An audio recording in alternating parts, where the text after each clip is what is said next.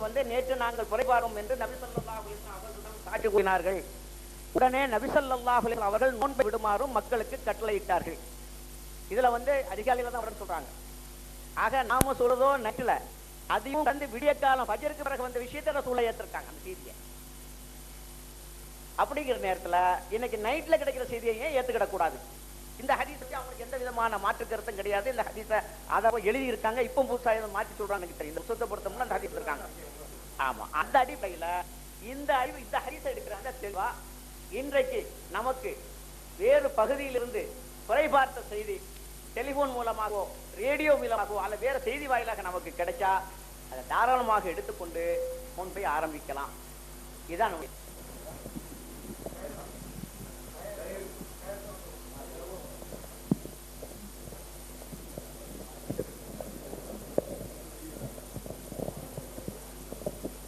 அஸ்ஸலாமு அலைக்கும் வரஹ்மத்துல்லாஹி வபரகாத்துஹு. இன்னொரு சந்தேகம், இப்போ அதே வாகன கூட்டத்தில் தான் சின்ன ஒரு சந்தேகம் வருது. சரி, வாகன கூட்டத்தில் இன்னொரு சந்தேகம் வந்துருக்குது. அதே நான் கேட்டுறேன். ஏன்னா இப்போ ஒரு ஹதீஸை சகோதரர் அபூ ஹப்ஸா அவர் இருக்கிறாங்க. ரசூல் ஸல்லல்லாஹு அலைஹி வஸல்லம் முதல்ல அவங்களுக்கு அட்வைஸ் பண்ணியிருப்பாங்க. எப்படின்னு கேட்டாங்கன்னா, நீங்கள் முதல்ல நோம்பு பெருநாள் அன்னைக்கு வந்திருக்கீங்க, நோம்பு வச்சுட்டு வந்திருக்கீங்க. அப்போ முதல்ல அதுக்கு அறிவுரை சொல்லிட்டு அதுக்கப்புறம் அவங்கள விட சொல்லியிருப்பாங்க அப்படிங்கிற ஒரு கருத்தை வச்சாங்க. அந்த கருத்துக்கு ஒத்த மாதிரி இன்னொரு அதே இதில் வருது. அவர்களது நோன்பை விட்டு விடுமாறும் விடிந்ததும் அவர்களது பெருநாளுக்கு செல்லுமாறும் அவர்களுக்கு கட்டளையிட்டார்கள். விடிந்ததும் அவருக்கு அங்கே போய் அங்கே இருந்து அவங்க திடலுக்கு காலையில் போங்க நீங்கள் திடலுக்கு அப்படி சொன்ன மாதிரி அதில் வருது. ஏன்னா அவங்க விளக்கியிருக்காங்க, நீங்கள் அங்கே போங்க. அதுதான் அவங்களுக்கு தெரியாமல் இருந்துடக்கூடாது இல்லையா? இதில் சட்டம் தெரியல அவங்களுக்கு சட்டம் தெரியாமல் தான் வந்திருக்காங்க. சட்டம் தெரியாத மக்களுக்கு அங்கே உங்களுக்கு போய் சேர்ந்து இருக்கக்கூடாது. அதுக்காக இன்னொரு வார்த்தை வருது, விடிந்ததும் நீங்கள் திடலுக்கு இப்போ புறப்பட்டு போய் உங்கள் ஊரில் போய் இருந்து காலையில் விடிஞ்சதும் நீங்கள் திடலுக்கு போகணும்னு சொல்லி இவ்வளோ அட்வைஸ் பண்ணியிருக்காங்க. அப்போ அவங்களுக்கு தெரியலைங்கிறது நல்லா தெரியுது, சட்டம் தெரியலைங்கிறது நல்லா தெரியுது. அவங்க அவங்களுக்கு எதுவுமே அவங்களுக்கு தெரியல அப்படிங்கிற ஒரு முடிவுக்கு தான் அதில் வர வேண்டியது இருக்கு. அதனால அவங்க இல்லை அவங்க யௌமு ஷக்கில் அவங்க பெற பார்த்தாங்க இல்லையா? யௌமு ஷக்கில் தான் அவங்க பெற பார்த்தாங்க. 29 முடிச்சு 30 நைட்டு தான் பார்த்துருக்காங்க. ஆனால் அவங்க எப்படி அந்த மாதிரி எப்படி தெரிஞ்சுங்கிறத கேட்கணும். அதுவும் இல்லாமல் விடிந்ததும் அவங்கள போக சொல்லியிருக்காங்க. விடிந்ததும் தான் போக சொல்லியிருக்காங்க, நைட்டு போக சொல்லலை. காலையில் அவங்க போனாங்கன்னா எப்போ போய் சேருவாங்க? அப்போ மறுநாள் தான் பிறநாள் கொண்டாடுவாங்களா? அவங்க நாங்கள் சொல்கிற வார்த்தை தான் அவங்க எங்களுக்கு சொல்கிறாங்க. அதாவது இப்போ நாங்கள் சொன்னதை அவங்க ஏற்றுக்கிட்டாங்க. அவங்க ஒரே நோன்பு கொடுத்துட்டு வந்தாங்க, ரசூலுல்லாஹ் நோன்பு வச்சுருங்க, நாளைக்கு காலையில் போங்க. நாங்கள் சொன்னதுக்கு கொஞ்சம் வித்தியாசம் இருந்தாலும் நாங்கள் சொன்ன கருத்தை அவங்க ஏற்றுக்கிறாங்க. அவங்க நோம்போட வந்தாங்க, அவங்கள தான் நோம்பு விட சொன்னாங்க. நாங்கள் சொல்றோமே அதை அவங்க ஒத்துக்கிறாங்க. ஒத்துக்கிட்டு அவங்க சொன்னது தெளிவு நீங்க சொல்லிக்கிறீங்க.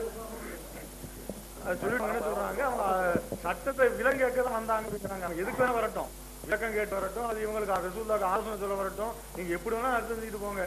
ஆனா நாங்க சொல்ற வார்த்தை தான் நீங்க சொல்லிக்கிட்டு இருக்கிறீங்க. அது ஒண்ணு.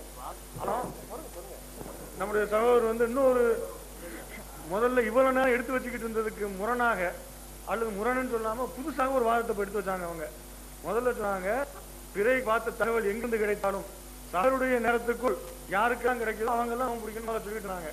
இப்போ சொன்னாங்க, இந்த அஹ்ராஃபுடைய இந்த கிராமவாசியுடைய ஹதீஸை சொல்லிட்டு அவங்களுக்கு காலையில சுபுவுக்கெல்லாம் பிறகு காலையில தான் அவங்களுக்கு தகவல் கிடைச்ச உடனே ரசூலுல்லாஹ் அவங்களை நோன்பு விட்டுட்டு தொழுவ போங்கன்னு சொன்னாங்க.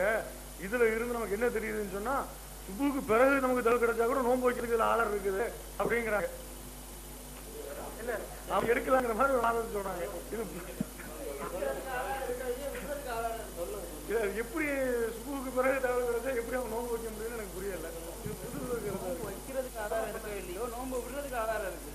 30வது நாள்ல தகவல் வருது, நோன்பு விடணுமா எல்லாரும் உலகம் ஃபுல்லா.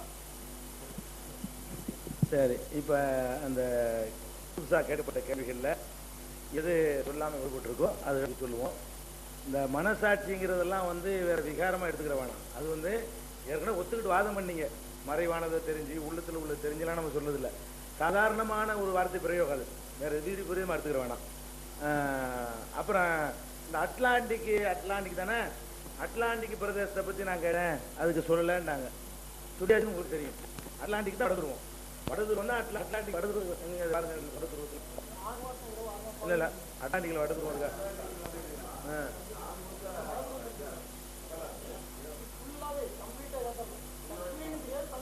இருங்க. சரி, அது சொல்லிட்டாரு எல்லாம் சொல்லியாச்சுங்க. அது இல்ல அப்படி வச்சுக்கிறீங்களா? இல்ல அப்படி வச்சுக்கிறீங்களா? அதுக்கும் சொல்லிடுறேன். இல்ல வச்சுக்கிறோம். அட்லாண்டாவுல சூரியன் இருக்காது. சூரிய சந்திரன் இருக்குதுன்னு சொன்னா தொழுகை நேரம் இருக்குல்ல, சூரியன் மறைஞ்ச உடனே மகரிப் தொழுகணும்னு இருக்குது. அது என்ன செய்வாங்க, போன் பண்ணி கேட்டு நமக்கு மறைஞ்சோன்னு சொல்லுவாங்களா? கணக்கு பண்ணிக்கிறாங்கன்றீங்கள, விதிவிலக்கு. நீங்க சூரியன் சந்திரன் வராத பகுதியில் உள்ளதை வச்சுக்கிட்டு வர்ற பகுதிக்கு ஏன் கேட்குறீங்கிறேன்.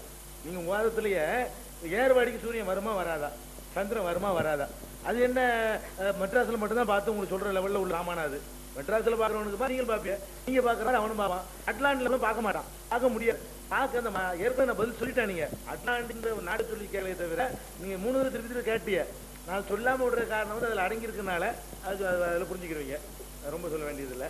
அடுத்தது வந்து அந்த ஹதீஸ்ல வந்து வாகன கூட்டத்து ஹதீஸ் இருக்கு பார்த்தீங்களா, அதுல வந்து சகோதரர் என்ன சொல்லிட்டு வர்றாருன்னா, அவங்க சாட்சியத்தை எதிர்பார்த்துக்கிட்டு இருந்தாங்களாம். அதாவது ஒரு அழுத்தம் கொடுத்து, நாங்கள் நோம்பாளிகளாக காலை பொழுதை அடைந்தோம், ரப்பால் பேர் வந்து எங்களுக்கு தெரியல மூட்டத்தினால நாங்கள் வந்து காலை பொழுதை வந்து நோன்பாளிகளாக அடைந்தோம்னு சொல்றாங்க. அதுல இருந்து என்னமோ ஒரு சாட்சியத்தை அவங்க எதிர்பார்த்துக்கிட்டு இருக்கிறாங்க அப்படிங்கிற மாதிரி ஒரு ஃபீலிங் பண்றாரு. அப்படிலாம் எதிர்பார்க்கலாம் இல்லை, அவங்க வந்த தற்செயல். வாகன கூட்டம் வந்தது இருக்க தற்செயல். அது வந்து எதிர்பார்த்துக்கிட்டு யாராவது வருவாங்களான்னு காத்துக்கிட்டே இருந்த மாதிரியும் அது அனுமானம். அப்படி அந்த ரீதியில் இல்லை, எதிர்பார்ப்பு நோம்பு வச்சுக்கிட்டு இருந்தா வந்தாங்க, அவ்வளவுதான் இருக்கிறதுல, அது அனுமானம். அது அடுத்தது வந்து அப்புறம் வந்து ஒரு ஹதீஸ் தான் எல்லாத்துக்கும் தகவலுக்கு ஆதாரம் எடுத்துக்கிறேன்னு அப்படின்னு சொல்லிட்டு இருந்தேன். ஒரு கொஞ்சம் இல்ல நாங்க வேற ஹதீஸ்ல சொல்லிக்கிறோம் அப்படின்னு சொன்னீங்க. அதுக்கு உதாரணமாக அந்த பொய்யின் ஷாஹிதானி, அந்த பிறை பார்த்து நோன்பு விடுங்கள், பிறை பார்த்து நோன்பு வையுங்கள், பிறை பார்த்து உங்கள் நுசுக்குகளை கடைபிடித்துக் கொள்ளுங்கள், 2 சாட்சிகள் வந்து சொன்னார்களே ஆனால் அதை ஏற்றுக்கொள்ளுங்கள் அப்படின்னு இருக்கு. 2 சாட்சி வந்து சொல்றது, சாட்சி சொல்வது என்பது அது வந்து எங்க இருந்து வந்து சொல்றதுன்னு அர்த்தமா, அந்த ஊர்ல உள்ளவங்க வந்து சொல்றது அர்த்தமா? எங்கிருந்து வந்தாலும் சொல்வது என்ற அர்த்தம் இருந்தா அது காட்டணும். அந்த காலத்துல எங்கிருந்து வந்து சொல்ல முடியாது, எங்கிருந்து வந்தாலும் சொல்றது.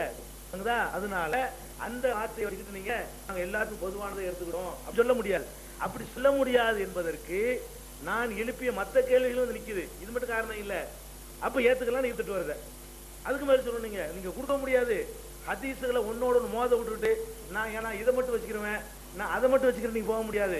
அதே கேள்வி இங்கேயும் வரும். அப்ப சாட்சி சொன்ன பிறகு இப்னு அப்பாஸ் ஏன் வந்து மறுக்கிறாரு, அந்த கேள்வி வரும். அதனால அதுல எழுப்பின எல்லா கேள்விகளுமே இதுலயும் இருக்குது. இது வந்து நீங்க உங்களுடைய எங்கிருந்து தகவல் வந்தாலும் ஏற்றுக்கொள்ளலாங்கிறதுக்கு உரிய ஆதாரம் கிடையாது.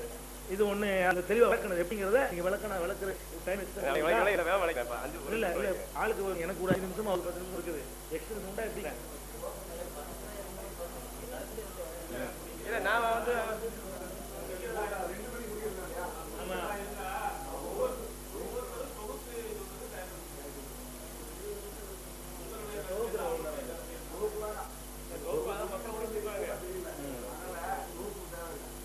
என்ன சொல்றீங்க?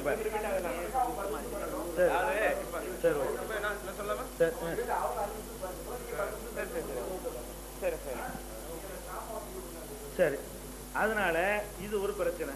இந்த கிராமவாசிகள் வந்து சாட்சி சொல்றாங்க இல்லையா, அந்த கிராமவாசிகள் சொல்லும் போது அவர் எழுப்பின கேள்வி ஒண்ணு இருக்குது. தகருக்குள்ள வந்தா தான் ஏத்துக்கணும்னாங்கல்ல, அதுக்கு இருக்கு முறை போச்சு. தகருக்குள்ள வந்தா தான் ஏத்துக்கிறீங்க அவர் காலையில இருந்து சொல்றாரு, இது விளக்கிருந்தேன். இதுலயும் நம்ம கேட்க இயலாது. அராப் என்ற வார்த்தைக்கு வந்து அந்த ஊரை சுற்றி உள்ள புறநகர் வாசிகள் தான், ஒரு ஊர் தான் அது, ஊருடைய புறநகரை தான் ஆராபுகள் சொல்லுவாங்க. இந்த ஆராபுகள் மதீனாவுக்கு தான் ஜும்மாவுக்கு வருவாங்க. நல்லா விளங்கிக்கிறேன். ஆராபுகள்ங்கிறவங்க மதீனாவுடைய ஆராபுகள் மதீனாவுக்கு ஜும்மாவுக்கு வருவாங்க. ஜும்மாவுக்கு வர்றதா இருந்தா 2 நாள் முஸ்லிம் வரமாட்டாங்க. அந்த ஊர் தான், நம்ம ஊரை சுற்றி உள்ள கிராமம் இருக்கு பாருங்க, அதுதான் அதனுடைய பொருள். இந்த முரண்பாடுகள்லாம் வர்றதுனாலையும் அந்த நம்ம ரக்கப்புல வர்ற கேள்விலாம் இருக்க வர்றதுனாலையும் இந்த ஆராபுக்கு அந்த அர்த்தம் இல்லாததுனால இங்க இருந்து வரணும் அப்படின்னு கிடையாது. ரக்கபுக்கு அப்படிலாம் இல்லை. ஆறாப்புனா இதான் ஆறாப்பு. ஒரு ஊரை சுற்றி ஒரு ஊரில் உள்ள ஆறாப்புனா அந்த சுற்றுப்புறத்தில் உள்ள புறநகர் வாசிகள் அது மாதிரி உள்ளது. ஏன்னா ரசூல் ஸல்லல்லாஹு அலைஹி வஸல்லம் புறநகரில் வந்து ஆராபி செஞ்சாங்க. ஜும்மாவுக்கு நாங்கள் அவாலியிலேருந்து வந்து வந்து ஜும்மாத்தில் வருவோம்லாம் இருக்குது, ஊருங்க இடத்துல சொல்லியிருக்கு. அதனால அந்த பாயிண்ட் இல்லை. என்ன விஷயம், அந்த ஊருக்காரங்க தான் பெறையை பார்த்துட்டாங்க, காலைல வராங்க, சுபூத்தில் வழக்கமாக வராங்க, சுபூத்தில் எங்கே தான் வரணும், சுபூத்தில் வர்றாங்க. சாதாரணமாக அதை பிரிக்கலாம், பிரிய அனுமானம் வேண்டியதில்லை. சுபூத்தில் வர என்ன பெருநாள் டிக்ளேர் பண்ணியிருப்பாங்க, பெருநாள் வராங்க. இங்கே என்ன பெரிய தவறு இல்லை, சொல்கிறாங்க உடனே எடுக்கிறாங்க, அவ்வளோ விஷயம். அங்கேருந்து வர்ற பெரிய டைம் இருக்காது. அது பக்கத்தில் உள்ளவங்க ஜும்மாவுக்கு வர்றாங்க பார்த்துக்கிறேன். அங்கேருந்து புறப்பட்டு ஜும்மாவுக்கு வர்றா இருந்தால் நம்ம ஜும்மாவுக்கு எவ்வளோ தூரத்துக்கு போவோம் வாங்கியிருக்கு. அதனால கூட இதில் தான் மக்களுக்குன்னு வருது பாருங்க. கிராமவாசிகள் சொல்கிற ஹதீஸில் தான் மக்களுக்கு கட்டளையிட்டாருங்கிற வார்த்தை வேட வித்தியாசப்படுத்துறாங்க பாருங்க. அங்கேருந்து வரும் பொழுது நாங்கள்னு வருது, அப்புறம் அவர்களுக்குன்னு வருது, அவர்களுக்கு தான் கட்டளையிட்டாருன்னு வருது. இங்கே என்ன வருதுன்னு கேட்டால் வந்தோட அமரன் நாச, இங்கே என்ன வருதுன்னா எல்லாம் ஒரே ஊர் வந்தாங்க, சொன்னாங்க, மக்களுக்கும் கட்டளிட்டாங்க, பரவாத்துறாங்க, அது பார்த்துருக்காங்கல்லப்பா, காலைல வந்துட்டீங்கல்ல, தொழுதுட்டாங்க. இவ்வளோதான் விஷயம். அதனால இந்த என்ன தொகுப்புரை சொல்றதுக்காக வேண்டி இந்த வாதத்தினுடைய சுருக்கத்தை முடித்துக் கொண்டு தொகுப்புரையாக நம்ம சொல்ல வேண்டிய விஷயம் என்னன்னு கேட்டால், உங்களுக்கு தொகுப்புரை கொஞ்சம் டைம் கூட கிடைக்கணும், குறைய கிடைக்குது, அதனால வேகமாக சொல்ல வேண்டியிருக்கு. அப்போ தொகுப்புரையாக சொல்ல வேண்டிய விஷயம் என்னன்னு கேட்டால், குர்ஆன் ஹதீஸ்களை பொறுத்த வரைக்கும் ஒரு பொருள் செய்வா இருந்தால் நேரடி அர்த்தம் என்னவோ அதை மறுத்துக்கிட்டு இந்த வாதம் இப்போ கூடாது. நம்ம அறிவுக்கு கேள்வி தோன்ற மாதிரி இருந்தா கூட அதை விட வார்த்தை வெயிட்டானது, அந்த வார்த்தையோட நேரடி அர்த்தத்துக்கு வெயிட்டு கூட. இதை விட்டு நம்ம ஊகம் எழுப்பணும்னா குர்ஆன் எல்லாத்துலேயுமே இந்த ஒரு தாறுமாறான நம்ம எதிரி போயிடும். அதனால ஹதீஸுடைய வாசக அமைப்பில் நீங்கள் சொல்லக்கூடிய கருத்து கிடையவே கிடையவே கிடையவே கிடையாது என்பதை நம்ம அழுத்தம் திருத்தமாக காரண காரியத்தோட நிரூபிச்சிருக்கிறோம். யஹூதுவை வச்சு நிரூபிச்சிருக்கிறோம், அவர்களது செடில் நிரூபிச்சிருக்கிறோம், அவர்கள் கட்டில நிரூபிச்சிருக்கிறோம், நாங்கள் ஆரம்பித்து அவர்களது திசை மாறுத அதை வச்சு நிரூபிச்சிருக்கிறோம். இதெல்லாம் ஒரு சில காரணங்கள் அது தனியாக இருக்குது.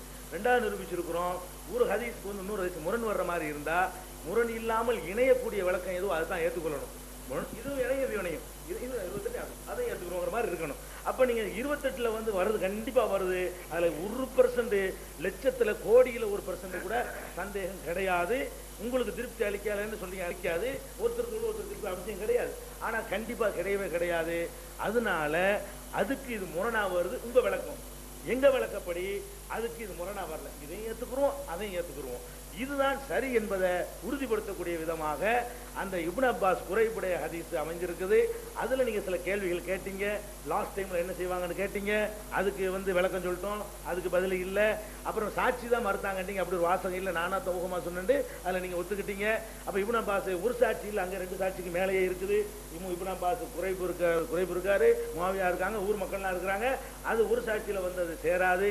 அவர் அதை காரணமாக சொல்லலை, வேற காரணம் சொல்றாரு. அதில் நீங்கள் என்னென்ன கிளப்புனீங்களோ அந்த குறைப்பு சம்பந்தமாக எல்லா கேள்விக்கும் விளக்கம் சொல்லிடும் போது அது இது எல்லாம் ஒட்டி ஒரே மாதிரியாக வந்து சேருகிறது. அதனால முரண்படாமல் செய்கிற விளக்கம் என்னன்னு கேட்டால் இதுதான். நீங்கள் எதனால அந்த ஹதீஸ் சம்பந்தமான கேள்விகள்லாம் நம்ம கேட்டிருக்கிறோமோ அதுக்கு யார் யார் என்னென்ன பதில் சொன்னாங்க என்பது ரெக்கார்ட் ஆயிருக்கு.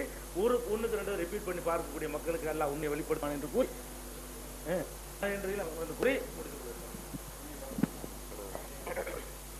அது சகோதரர் கலீல் சொல்லும்போது சகோதரர் சைஃபுல்லாவுடைய ஒரு கருத்தை வந்து சொல்லும்போது இங்கே கருத்துல நீங்க மாதிரி சொல்லியிருந்தாரு. சைஃபுல்லா கொஞ்சம் அவசரத்தை சொல்ல வந்ததை சரியா சொல்ல விட்டாருங்கிற கருத்து என்ன சொன்னாரு சொல்லுவது. அப்துல்லா சாஹிப் ஒரு கேள்வி இருக்குது, என்ன கேள்வின்னு சொன்னா, அங்க வந்தான்னு சொன்னா வந்தா ஃபர்ஸ்ட் நோதான கண்டிக்கணும் ஏன் செய்யுன்னு சொல்லி ஏன் கண்டிக்காம விட்டாங்க ஒரு கேள்வி வருது. அதை மனசு என்ன கேட்டான்னு சொன்னா, இந்த விளக்கமா சொல்றாங்களே உங்க கல்ல உங்க கலையில போங்க உங்க திருமணத்துக்கு போக சொல்றாங்க, அப்ப அதே சொல்லிருக்கணும் கேட்டாங்க. அதான கருத்து, அந்த கருத்தை கேட்டிருக்காங்க. அந்த கருத்தை புரிஞ்சுக்கிறாம கருத்து இருக்கீங்க சொல்லிட்டீங்க ஒண்ணு, அப்படிலாம் அந்த கருத்து சொன்னது ஒண்ணு. ரெண்டாவது வந்து அவர்கள் சொல்லும் பொழுது இந்த வயசுல வந்து கடைசியா சொன்ன நசிய ஹதீஸ் அது சொல்லும் பொழுது ஒரு சாதிங்கிறது வெளியில் வரணுங்கிற அவசியம் ஒன்றும் இல்லையா அப்படிங்கிற மாதிரி சொன்னாங்க. ஆனா இந்த ஹதீஸ் நல்லா கவனிக்கணும். பையன் அரைக்கும் பக்குமே சலாசின் நல்ல வார்த்தை கவனிக்கணும். பையன் செய்த ஷாயிதாய் ஃபஸ்ஸும் ஆஃப்திரு இதாங்க பயன்படுத்தப்பட்டிருக்கு. உங்களுக்கு மேல் மேகம் சூழ்ந்திருந்தால் மேகம் சூழ்ந்துச்சுன்னா அங்க போய் பார்க்க சஸ் இல்லை, ஏன்னா மேகம் சூழ்ந்தா போய் பார்க்க முடியுங்கிற எல்லா விஷயம் தான். கொஞ்சம் மேகம் வந்தாலும் பார்க்க முடியல. நீ உம்முங்கிறதுக்கு வார்த்தைனா மேகம் நிறைய சூழ்ந்துறது தான் பெரும்பாலும் குறிக்கிற வார்த்தை. அந்த மாதிரி அதிகமான ஒரு இது சூழ்ந்திருக்கும் போது அங்க வந்து பாக்குறதுக்கான சாத்தியமே கிடையாது. இப்ப உள்ளூர் என்ன செய்ய முடியாது, சாட்சி சொல்ல முடியாது. நிச்சயமா என்ன செய்ய முடியும், வெளியில இருந்து தான் சாட்சி சொல்ல முடியுங்கிறதா ஒண்ணு. ரெண்டாவது என்ன அளவு பண்ணல, அளவு பண்ண கிடையாது. ரெண்டாவது ஃபர்ஸ்ட் சலாசி சொல்லிட்டு சொன்னாங்க பூர்த்தி ஆக்குங்க, அப்ப அதுக்கு மேலே உங்களுக்கு சாட்சி கிடைச்சுன்னா பூர்த்தியாக முடியும், அப்ப சாட்சி கிடைச்சு கேத்துங்கன்னு சொன்னாங்க. அப்ப இதை வச்சு நமக்கு என்ன தெரியும் தெரியல முறையில மூட்டம் இருந்தாலும் அல்லது உள்ளூர்ல பிறை பார்ப்பதற்கான சாத்திய கூறுகள் எதுவுமே இல்லாமல் இருந்தாலும் அந்த சமயத்தில் வெளியிலிருந்து வரக்கூடிய சாட்சிகள், செய்திகள், தகவல்களை எடுத்துக்கொண்டு செயல்படுத்தலாம். அதற்கு இந்த அளவுதான் தூரம், இவ்வளவுதான் கால அவகாசம் என்ற ஒரு தூர அவகாசம் என்ற ஒரு தூர குறிப்பீடு வந்து ஹதீஸ்ல லிமிடேஷன் கிடையாது. இவ்வளவு தூரம்னு சொல்லி என்ன ஆரம்பிச்சு சொல்லி காமிச்சேன். அது கூட அப்ப அந்த மாதிரி இருக்கும். உங்களுக்கு வந்து இன்னும் லிமிடேஷன் என்ன சொல்றது, சிட்டியில நான் சொல்லி காமிச்சு ஆரம்பத்திலேயே பெரிய பெரிய சிட்டியில் வரும்போது வந்து சிட்டியில் வந்து 150 கிலோமீட்டர் உள்ள சிட்டியெல்லாம் வந்து உள்ளடக்கும் போது ஒரு சிட்டியா வந்துடும். அப்ப ஒரே ஊரா தான் கணிக்கப்படும். நம்ம வந்து மெட்ராஸ் சொல்லும் போது இல்லங்க இது மெட்ராஸ் இல்ல, இது வந்து வேற ஊரும் சொல்ல மாட்டோம் நம்ம வந்து, சரியா? அப்ப அந்த மாதிரி வந்து பெரிய ஊருக்கு வரும்போது அந்த பெரிய ஊருக்கு ஒரு சட்டம், 5 கிலோமீட்டர் சுற்றுலா ஒரு ஊருக்கு ஒரு சட்டம், இங்க இருந்து திருநெல்வேலிக்கு மதுரைக்கு ஒரு சட்டம், அதே சமயத்தில் திருநெல்வேலி மதுரை இணைக்கக்கூடிய அளவுக்கு பெரிய சிட்டியா இருக்கக்கூடிய ஒரு ஊருக்கு ஒரு சட்டம்னு சொல்லி வரும்பொழுது நிச்சயமான ஊரில் குழப்பம் ஏற்படும் என்பது எங்களுடைய கருத்தாக சொல்லி இது தொகுப்புரையை அபுஅப்துல்லா சாஹிப் அவர் வழங்குவார் என்று கேட்டுக்கொண்டு அவரை கொடுக்கிறேன். சகோதரர்களே, இப்போ நமக்கு மத்தியில் ஏறக்குறைய 5 மணியிலிருந்து இப்போ 2 மணியாக போது வரைக்கும் நடந்த அதனுடைய சாராம்சம் என்னன்னு சொன்னா, ஒரு தரப்பார் பிறையை கண்ணால் பார்த்து அவங்க ஊர்ல பார்த்து அதுபடிதான் செயல்படணுங்கிறதும், மறுதரப்பார் பிறை பிறந்த செய்தி எங்கிருந்து கிடைச்சாலும் ஏற்றுக்கொள்ளலாம், ஏற்று செயல்படலாம். அந்த இரவில் இருக்கக்கூடியவர்களுக்கு அதுதான் ரமலானுடைய முதல் இரவு. பகல் இருக்கக்கூடியவர் ஷாபானுடைய கடைசி பகல் இருக்கிறாங்க, அவங்களுக்கு முதல் இரவாக அந்த இரவு கிடைக்கும். ஆக ஒரு நாள் ஒரு பகல் ஒரு இரவுக்குள்ள உலகத்தில் உள்ள அனைவருமே ரமலான் மாதத்துக்குள் நுழைந்து விடுவார்கள். அதல்லாத நிலையில எதிர்பார்ப்பு சொல்லக்கூடிய அந்த வாதத்துடைய அடிப்படையில் ஏற்றுக்கொண்டதா இருந்தா 24, அதாவது ஒரு நாளைக்கு ஒரு பகல் ஒரு இரவுக்குள்ள உலகம் அனைத்தும் ரமலானுடைய மாதத்தை அடைய முடியாது, வித்தியாசப்படுது. அந்த அடிப்படையில நாள் வித்தியாசப்படுது, லைலத்துல் கத்ருடைய நாளும் வித்தியாசப்படுது. அப்பொழுதுதான் வித்தியாசம் ஏற்படுது. மறுபடி அவர் சொல்றது மாதிரி செய்தியை உடனே ஏற்று செயல்படுறதுனால 28 நோய் வருது அப்படிங்கிறதுக்கு அவர்களா கணிச்சு சொல்லக்கூடிய அது ஒரு கற்பனையா இல்லாம குர்ஆன் ஹதீஸ்ல அவர்களா எந்த ஆதாரத்தையும் இதுவரை தரல. அது 30 நாள் 29 நாள் தான் வருது, 29 28 வரவே திரும்பி திரும்பிச்சோன்னா அவங்க 28 20 சொல்லியிருக்காங்க, கீரல் வந்து தட்டு போல. இப்ப அது அவங்க இஷ்டம், அதை பத்தி பிரச்சனை கிடையாது. அடுத்த ஒரு விஷயத்தை இன்னும் நோக்கத்தோடு எப்படி சொல்றதுங்கிற நம்ம புரிஞ்சுக்கிறோம். புரியாத முறையில் அதை கிரிட்டிசைஸ் பண்றது புத்திசாலித்தனம் அல்ல. இப்போ வந்து ஒரு அளவுல வந்து அந்த இரவு பொறுத்த மட்டும் நாம சொன்னது இரவுல செய்தி வர்றதை நம்ம ஏத்துக்கணும் அப்படிங்கிறதுக்கு எதை காரணமா சொன்னா, விழுந்ததும் கூட அந்த செய்தி வந்ததை ஃபுல்லா ஏத்துக்காங்க. அதே போல இது ஒரு செய்தி அந்த அடிப்படையில் சொன்ன அந்த இடம் நோம்பு விடுறதுக்கு தான் அந்த இடத்துல இருக்குது, இந்த இடத்துல நோம்பு பிடிக்கக்கூடிய நிலையில இருக்குது. எனவே உண்மையிலே எங்களுடைய சார்பு முடிவு என்னன்னு சொன்னா, அதாவது ரமலானுடைய மாதத்தை எவர் அடைகிறாரோ அவர் மீது நோன்பு நோற்பது கடமையாக இருக்கின்றது. அப்ப ரமலானுடைய இரவுல ஒருத்தர் வந்துட்டாருன்னு சொன்னா அவருக்கு செய்தி 6 மணிக்கு கிடைச்சாலும் சரி, 7 மணிக்கு கிடைச்சாலும் சரி, 8 மணிக்கு கிடைச்சாலும் சரி, நைட்டு 12 மணிக்கு கிடைச்சாலும் சரி, ஆக அவர் அந்த இரவுல இருக்கிறாரு. அந்த ரமலான் மாதத்தினுடைய இரவை அடைந்து விட்டாரு. அவர் விடிந்தால் நோன்பு அவர் மீது கடமையாகும்.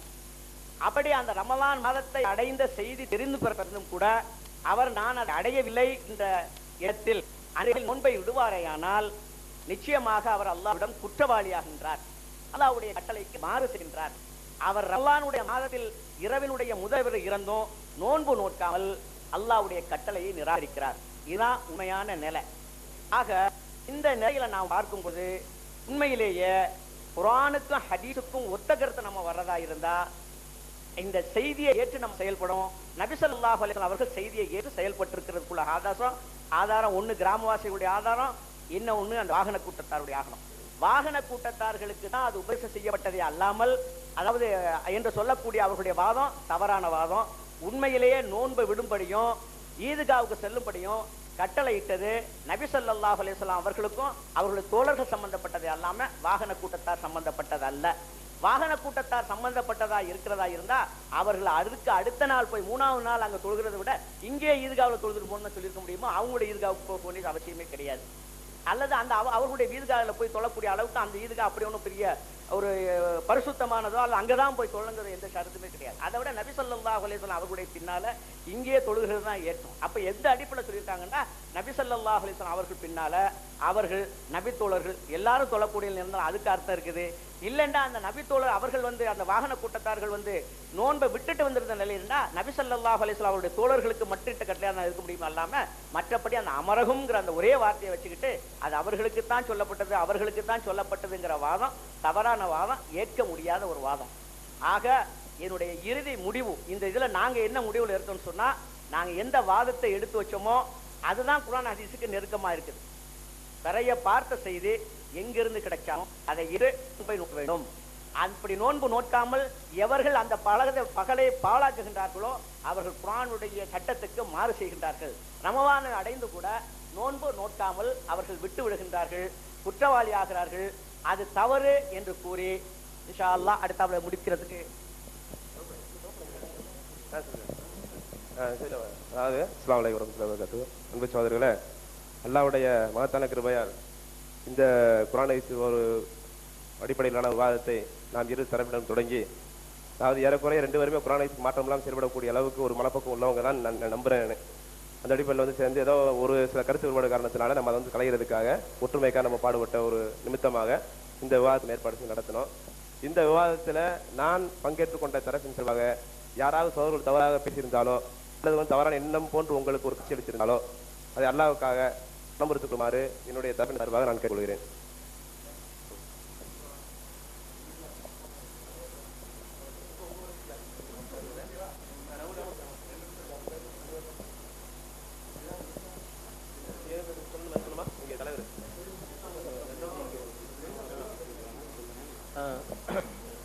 அஸ்ஸலாமு அலைக்கும். 2 தரப்பு வாதங்களையும் மக்கள் அனைவரும் பார்த்து கொண்டிருந்தார்கள். இன்ஷா அல்லாஹ் அவர்கள் எது உண்மை என்று விளங்கிக் கொள்கிறார்களோ இன்ஷா அல்லாஹ் அதை அல்லாஹ் ஏற்றுக்கொள்வான். அதன் அடிப்படையில் அல்லாஹ் நமக்கு செயல்படும் பாக்கியத்தை தருவதற்காக துஆ செய்து கொள்கிறோம். மற்றும் விவாதங்களை பற்றி வெளியில் நின்று தற்போது சர்ச்சை செய்து கொண்டிருக்காமல் இன்ஷா அல்லாஹ் இரவு நேரமாகிவிட்டதால் அவரவர்கள் தங்கள் வீடுகளுக்கு திரும்பி செல்லும்படியும் கேட்டுக்கொள்கிறோம். வமா அலைனா இல்லல் பலாகுல் முபீன்.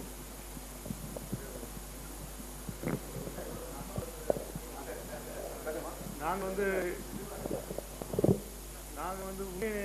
மக்களுக்கு முறையில் தெரியப்படுத்தணுங்கிற ஒரே காரணத்துக்காக தான் நாங்கள் வாக்குவாதம் வந்தோம். நாங்கள் வேற எந்த உள்நோக்கங்கள் கிடையாது. எங்களுடைய சகோதரர்கள் தவறான கொள்கை இருக்கிறாங்க, அவங்க தவறான முடிவில் இருக்கிறாங்க, அவங்களுக்கு உண்மையை சொல்லணுங்கிற ஒரே கணக்காக தான் வந்தோம். நாங்கள் பேசும்போது நாங்கள் யாரும் தனிப்பட்ட முறையில் நாங்கள் தரக்குறைவாகவோ புண்படும்படியாகவும் நாங்கள் எதுவும் பேசலை. அப்படி நாங்கள் பேசியிருந்தால் நீங்கள் அதுக்காக அல்லாஹ்வுக்காக நீங்கள் மன்னிச்சுக்கிறீங்க. நாங்கள் கருத்துக்களை மட்டும்தான் நாங்கள் விமர்சனம் செய்கிறோம். நாங்கள் அனைவர் சார்பாக நாங்கள் மன்னிப்பு கேட்டுக்கிறோம். அல்லாஹ்வுக்காக நீங்கள் மன்னிச்சுக்கிறோம். நாங்கள் ஏதாவது பேசிக்கிறோம்.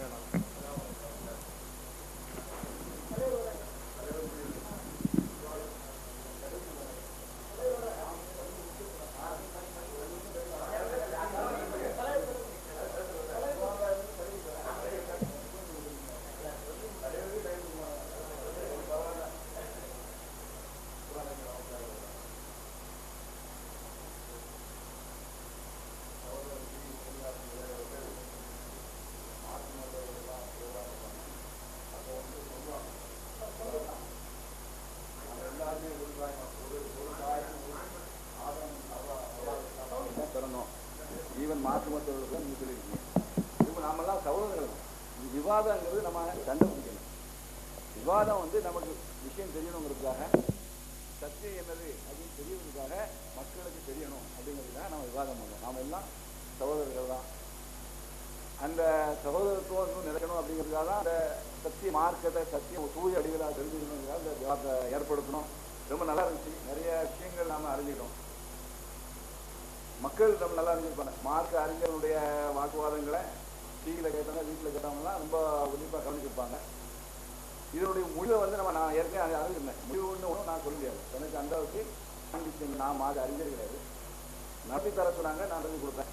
நான் நடத்தினால ஏதாவது குற்றம் குறைகள் இருந்தால் எல்லோருமே இங்கே அல்லாஹ்வுக்காக பெற்றுக்கொள்ளுங்க. இதுக்கு முடிவு இல்லை.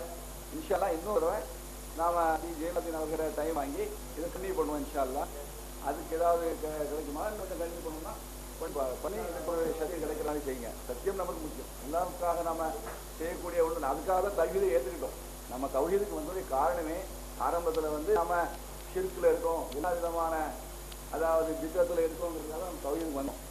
ஆகவே அந்த இடத்துல நம்ம உண்மையான ஒரு கொள்கை பிடிப்போட, அந்த கொள்கை பிடிப்போட எது சத்தியம் தெரிஞ்சு அதன் அடிப்படையில் எல்லா விஷயத்துலையுமே சின்ன விஷயமா இருக்கட்டும், ஆரம்பத்திலே நம்ம கரலை வச்சுக்கிறது எல்லாமே சிறு விஷயமாக இருந்தாலும் நாம ரசூல் ஸல்லல்லாஹு அலைஹி வஸல்லம் அவருடைய கட்டளைப்படி நாம நடக்கணும் அப்படிங்கிற ஒரே குறிக்கோள் அடிப்படையில் இந்த இதை நடக்கும். இதுல யாரும் அதாவது யாரும் யாருக்குமோ அந்த மாதிரியான ஒரு பகைமை உணர்வோட தான் இதை நடத்தப்படுது.